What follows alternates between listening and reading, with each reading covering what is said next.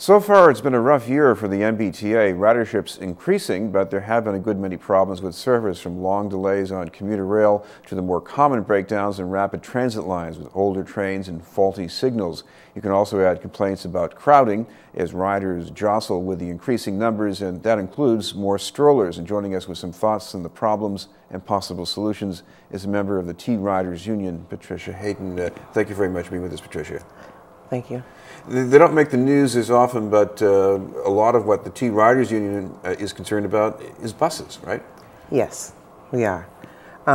We care about the transit issues because lately in the news there's been a lot of issues about the strollers and the safety and overcrowdedness of buses. And, you know, like imagine if you was disabled and you needed a wheelchair or a walker and you couldn't get around on the bus.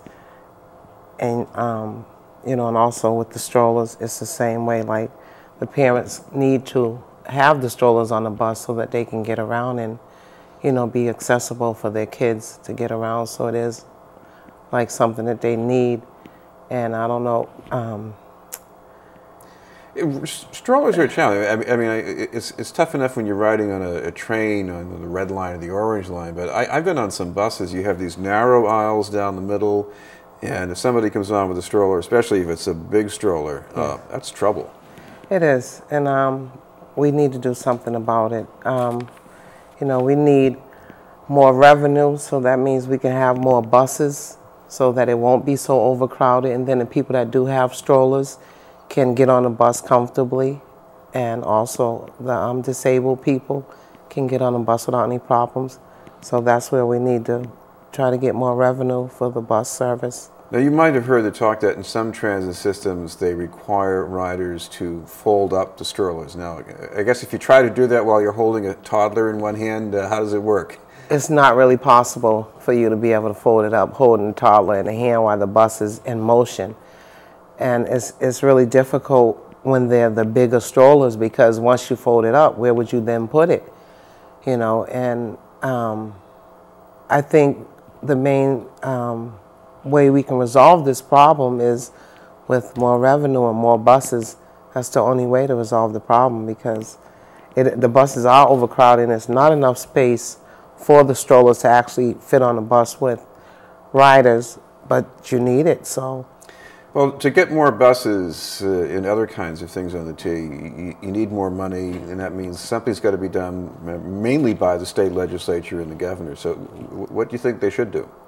We got to get the state legislators involved more, and with investment in the public transit system.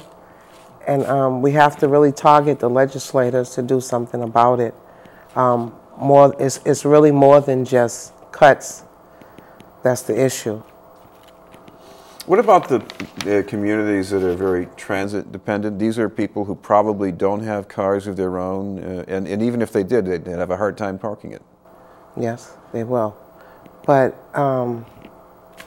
this means that it's going to be harder for them to get to work and get to school, right? It's definitely going to be harder for them to get around. So we need to have on-time bus services, have more buses, and have it so that it's convenient for everybody to get around. And well, you're a frequent rider on bus routes yourself. What's it like for you? Is it reliable, or what? How would you describe it? I describe it as not really reliable. It's not ever on time, and a lot of times the buses don't stop and go around people waiting at bus stops, like the disabled people, you know, because of the overcrowdedness. It'll just fly past instead of like letting the people know that, you know, I'm sorry, I can't accommodate you, but there'll be another bus following. But then again, that's where the revenue needs to fall in at. And a lot of times, I guess this could be happening when you're trying to get to work and a lot of other people are trying to get to work, and you're worried about getting there on time. Yes, it's really difficult when you're at a bus stop waiting to go to work, and the bus is supposed to be there at a certain time and it's not there. And that puts you late for work. and it's not fair that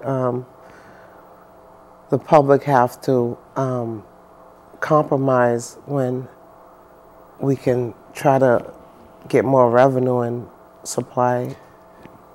What about a fare increase? No one likes them, but it's been a couple of years, maybe more than that, since we had the last one. Is it unfortunately time for another?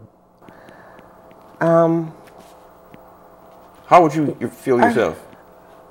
I don't feel like the fare should go up because it's already at a point where it's sufficiently amount of money that you have to pay to get on the bus. It's not cheap to ride. I think that we got to look at some other roads to try to resolve the problem. Okay. Well, thank you very much for being with us from the T-Riders Union. Thank you for having me. Patricia Hayden. We'll have more news in a moment after this message.